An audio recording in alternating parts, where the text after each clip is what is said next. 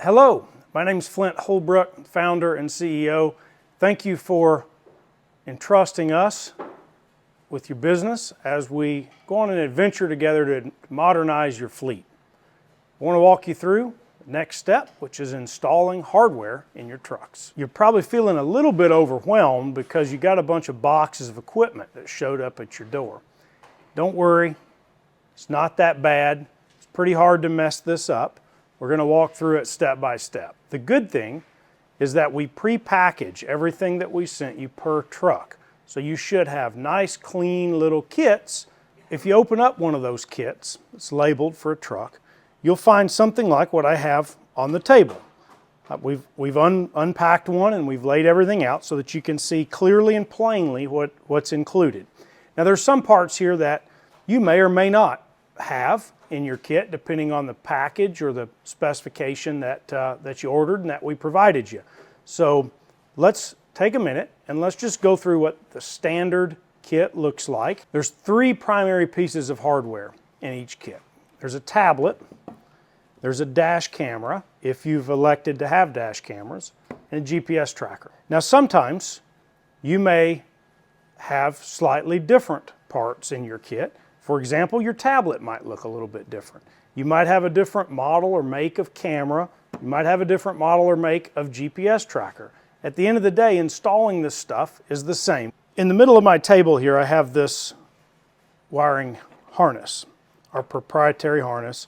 This is set up for RP1226, which is common on every truck that is newer than 2020. Different manufacturers implemented this at different times, but this is a standard across all manufacturers. So we're going to use this as an example today. Let's talk about what each of these plugs are. And earlier I mentioned that it's pretty hard to mess this up. Well, notice all these plugs are different. So they only go one way. You can only plug this together the right way. So first, this nice big 20-pin connector goes to our GPS tracker. Pretty simple. Plugs in and clicks. That plug won't fit anywhere else. Now you have two more plugs coming off of this main wiring harness. One is a 6-pin. This is for your dash camera, in this case a Netrodyne D210. And the Netrodyne camera comes with this little power supply, which has a 6-pin on one side, and on the other side a 10-pin connector, smaller 10-pin connector. Notice that the plug coming out of the harness from the camera has a matching 10-pin connector. So we would plug those two together, and then we would take our 6 pins and we would plug those together. Now that camera system, it'll get power and a source of ignition current all from the truck, directly from the truck through our harness and up to the camera. Now let's talk about the tablet. We've got a USB cable. This charges the tablet. So this tablet is in a cradle. You can pop it out. It's a Samsung tablet in a RAM mount cradle. And we need to give that cradle power so that that tablet charges all the time. So you have a power supply, which is also USB. So these two things plug together.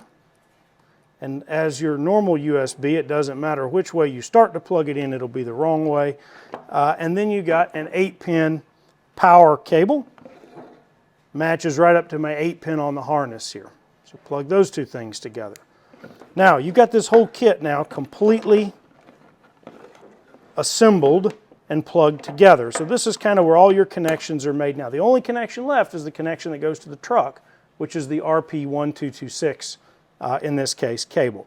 Let's go outside. We've got a 2023 Hino refrigerated box truck that we're going to put all this hardware in today. So the first thing to do to find the diagnostic port, you're almost always going to have an option on the driver's side footwell. And so I look right up here and I see this nice big green circular 9-pin connector. This is J1939. That is an option to install, right? Is to tie into the J1939 connector, which is what we're going to do today. However, if you have RP1226, you certainly want to use it. So before I make the decision to tie into this J1939, I'm looking for an RP1226 plug, and it's a big gray rectangle. And I've searched the driver footwell, And I also know that they're commonly passenger side footwell, so we'll go take a look over there too. We've got this nice big panel. I've already kind of softly removed it, but what we're going to want to do to look for that RP1226 is pull this panel off on the Hino. Now most trucks, whether it's Freightliner or whatever, international, whatever the build is, generally is going to have a fuse box, cabin fuse box, over here on the passenger side somewhere. I know on most Freightliners it's behind the glove box. Same for internationals, Western Star, is a lot of times kind of up center of the dash, but you can always find the fuse box in the owner's manual. So find the fuse box. Generally your RP1226 connection is going to be somewhere around that cabin fuse box. And I'm looking for a big gray rectangular plug, 11 pins, and it's just not here. We just do not have RP1226. Now, we thought when we were inside that this truck was going to have RP1226 because pretty much every truck has RP1226. It's newer, especially if it's newer than 2020. However, Hino does things a little bit differently. So we've identified that we're going to be using the J1939 diagnostic port, which is right down here in the driver's side footwell. So this informs how we're going to route our wiring, because that means if we're going to put a dash camera up here on the windshield, we're going to want to route our wiring for that camera down the driver's side A-pillar so that we can tie into the harness. Now, if we were going to be using the RP1226, which is generally passenger side, the opposite would apply. We would be routing our camera wiring down the windshield to the passenger side.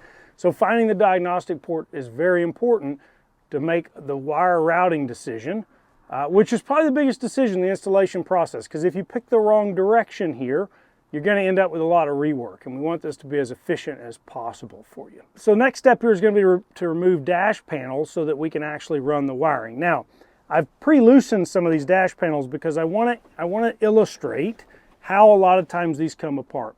And it's not as simple as I just remove this one to access where I need to go. Well, in order to remove this one, I have to remove this one. And in order to remove that one, I have to remove this one. And so a lot of times manufacturers will lap or underlap, overlap these panels with tabs. And instead of using your muscles and breaking the tabs, which we don't recommend you do, be patient, understand how it all fits together, and remove the panels necessary to be removed. And I think in this case we removed 4 bolts, which loosened up the entire cluster. Now in order to remove this bottom panel, I'm going to have the air brake in the way. So pretty simple, you just turn this off and it screws right off. It's just a little threaded connection, so we'll get that out of the way. And we'll take this panel off. So one note on removing dash panels. Most trucks are going to have a T20 hex screw, is the typical hardware used to mount dash panels. This Hino truck was a little bit different, had a variety of different things, but most of your Freightliner and international common trucks, they all use a T20 hex bit on all the dash hardware. So it's funny because T20 is the same thing we need to begin mounting our camera. And in this case, it's a T20 security hex. So the end of this screwdriver and the end of this bit has a little tiny hole in it, and that's what makes it a security hex. So what we're going to do is take our dash camera, and we need to loosen these 2 screws on either side of our camera. We don't have to remove them, we just have to loosen them. And that's going to allow our bracket to rotate on the camera. Now we need to make a mounting decision on where we are going to put the camera. So you'll notice the camera has 2 sides. The side with the lens cover and these little stickers, this is the driver facing side. So we want to make sure that we orient the camera correctly. If you orient it incorrectly, it'll be very confused on which of its, because it'll have its driver facing the road, which it won't know what to do with. And so we got to make a camera mounting decision. Now there's a few things to think about here in terms of where I'm going to put this camera on the windshield. The first thing is I don't want to put it in a place that's going to impede the driver's view. So I don't want the driver having to look through the camera to see the road.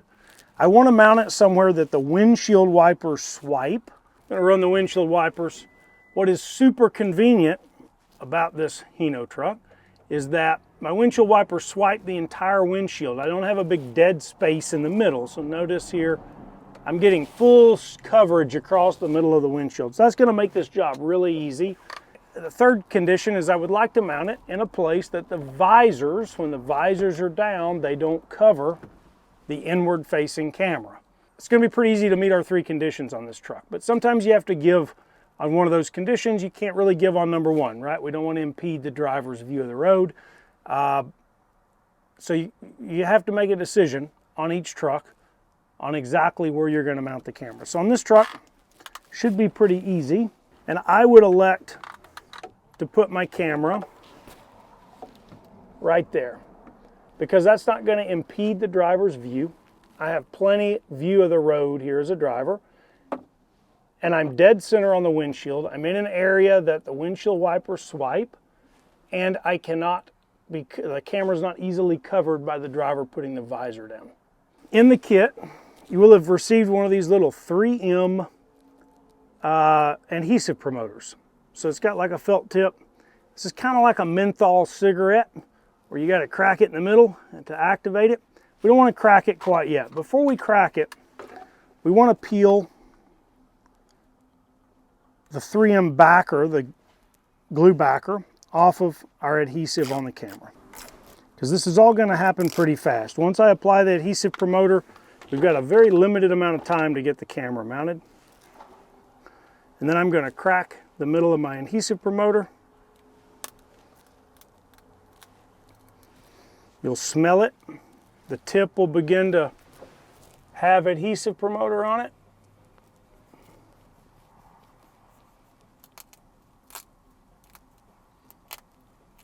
There we go. Yep, you can see the liquid I'm applying to the windshield here. And I just want to do the area that I'm going to mount the camera on.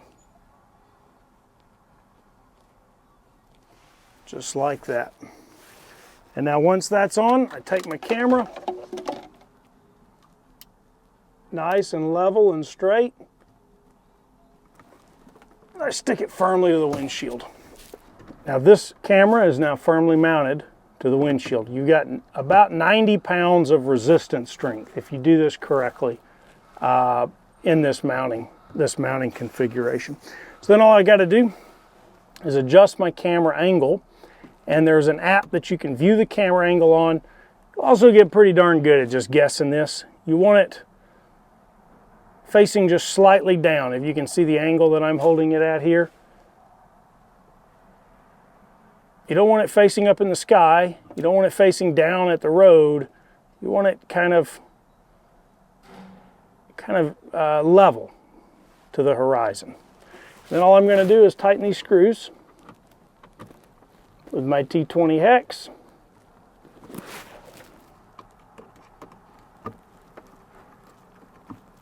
My camera is now fully mounted.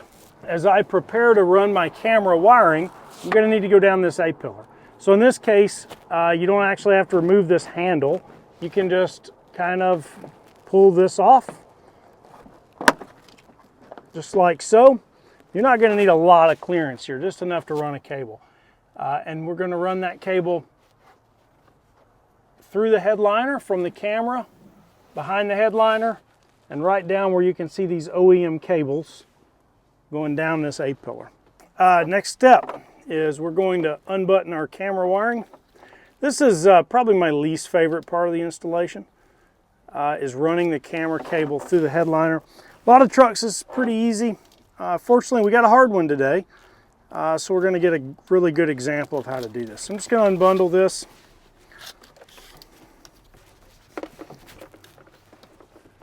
I want to just route this up here, right, and use my trim tool, kind of pull this down and push this in all at the same time.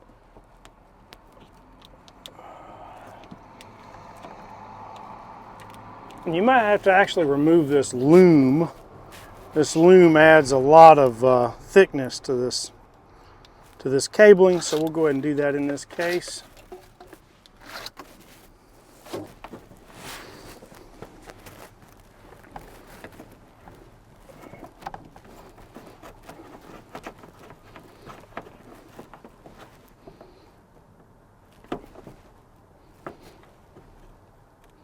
Just take your time. One of these little trim tools is extremely helpful. They can be bought on Amazon, any auto parts store. And again, this truck has an extremely tight headliner and this big rubber grommet up here, so this is by far one of the harder ones to do.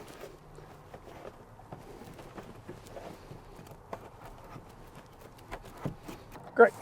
Now we have our camera wiring run through the headliner. We'll just run it right down this A-pillar. Now, keep in mind, zip ties are your friend. I've got some zip ties here. This is where I would probably take the opportunity, put a couple of zip ties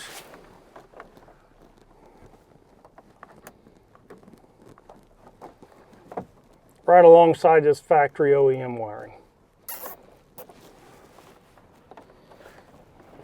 Now, at the end of this camera harness, there are two things.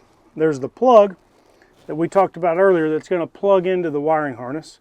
There's also this antenna. So this antenna, we want to mount this out here on the dashboard. So I'm just going to set it up here for now, but we're going to put this up here facing the sky, and it's marked on the back skyward.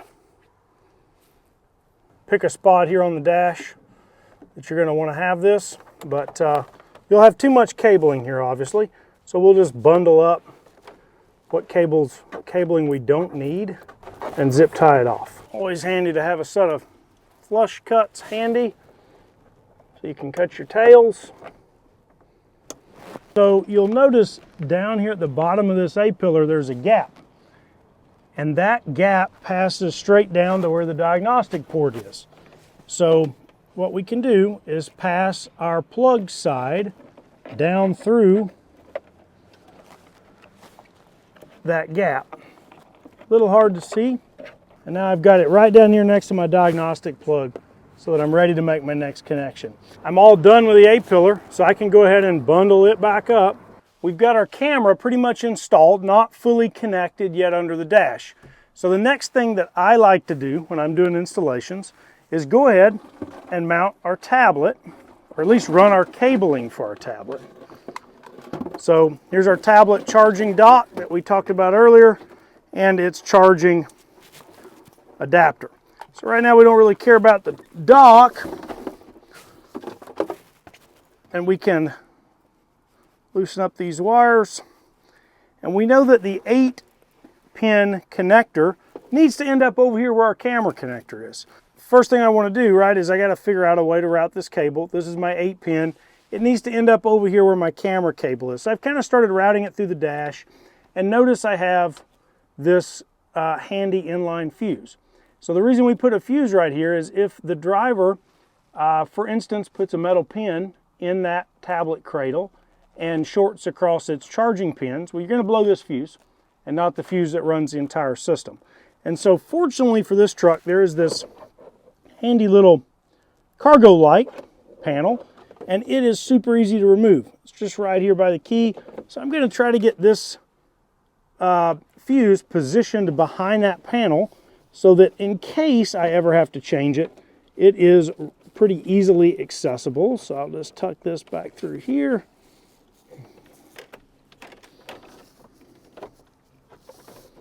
There we go. And then I'm just going to keep tucking this cable around over the steering column. Oh, we don't need that. And I'm pretty much back over here now to where I am going to need it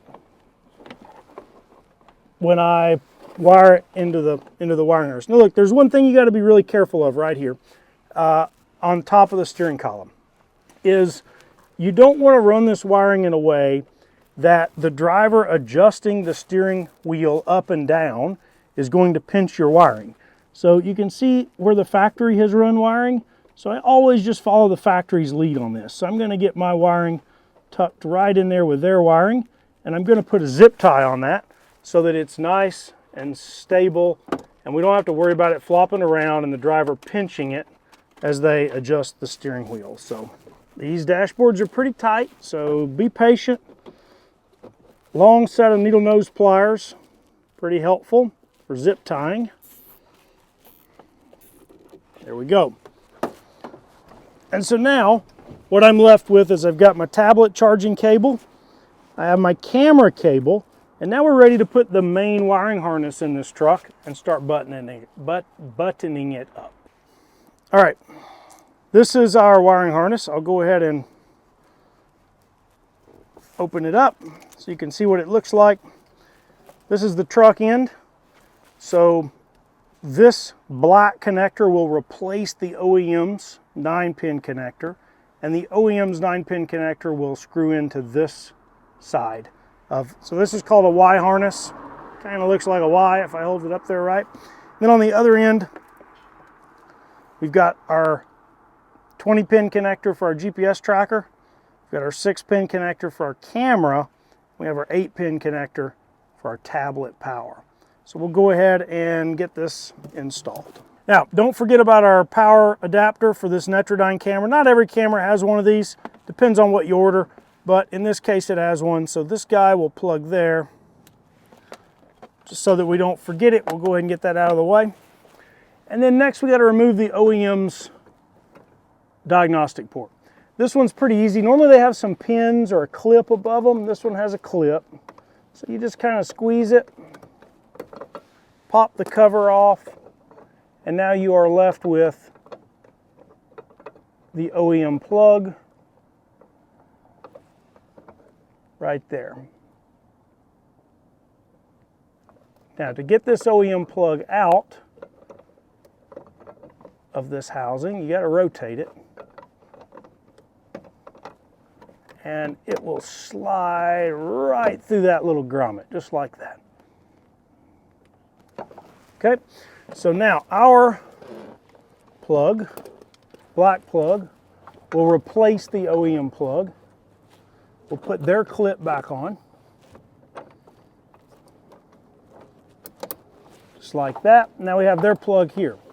So this guy, and these are single directional, so you can't mess them up.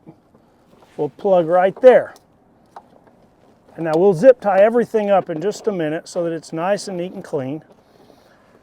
We take our 6-pin for our camera. He goes there. And our 8-pin for the tablet goes there. Now, all we have left is our GPS tracker, which we're going to route him in just a second. You want to be careful over here. Make sure you've got a good plan. You're going to zip tie this stuff up, because what I don't want to do is have any wiring getting down here in front of the brake pedal, right? That would be not an ideal situation. And this truck, again, this is very tight quarters. Generally, you have a lot more room than this to operate, but you never know what you're going to run into in the field. So it's a good example for an installation video. I decided to go ahead and pull the gauge cluster out of this truck. So to pull the gauge cluster, there's always just going to be like a couple of screws. It's very simple. It doesn't come out very far, but it'll just give us a little bit more room to operate here. You don't always have to do this. We were very close to doing this truck without removing the cluster, but I think we're going to end up with a better installation if we do.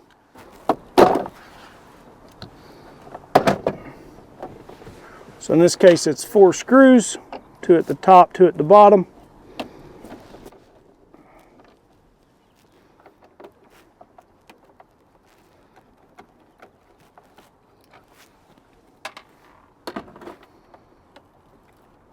And now your gauge cluster will just rock forward. Now this is right up here, this little pocket above the cluster, so kind of above the air vent beneath the dash. This is like the perfect spot to put your GPS tracker. And the reason for that is it's protected from stuff that may ever be sitting on the dash.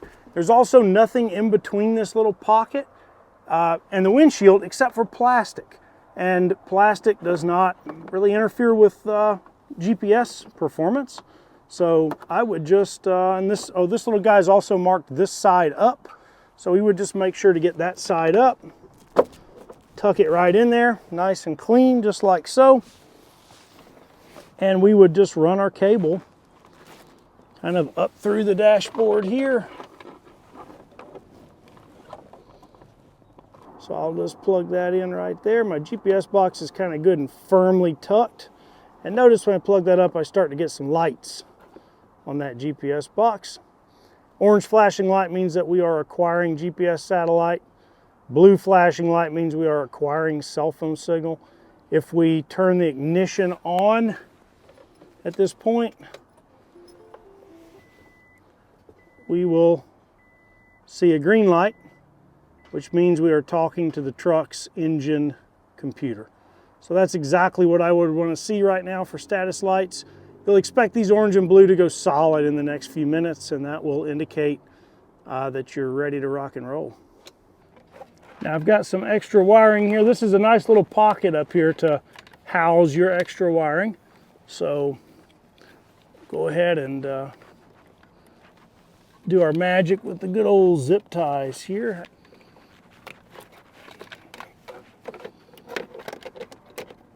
Put our panel back on. I would probably elect to do a little zip tie activity right back there. But that is looking really good. And finally the tablet. So we've got our charger sort of hanging here. I'm going to find a place here to tuck this charger. I went ahead and removed the panel that we're going to mount the tablet on, and I've got my little charging puck now properly behind it. And so now we're ready to put that panel back on. So let's talk about how we put the ball on this metal plate. Fortunately, this truck has a big, heavy, like 3/8 gauge steel plate here. So we took our ram ball, we marked 4 holes here.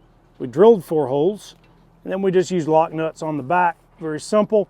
If you're not dealing with a good heavy metal panel, we always ship a backer plate, which would go where these screws are and act as a clamp. So if you're going into plastic, this backer plate is absolutely critical to this thing having some rigidity.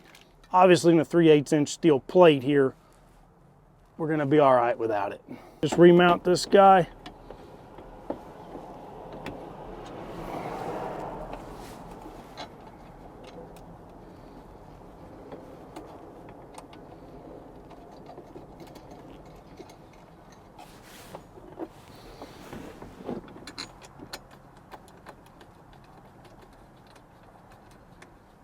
There we go. And I've got my little USB charging port right here. So now we just mount our tablet. Last step of the process. We have this ram ball. Put our clamp on here, begin to tighten it up. Actually, I'm going to do this the other way so that it's easier for the driver to adjust it.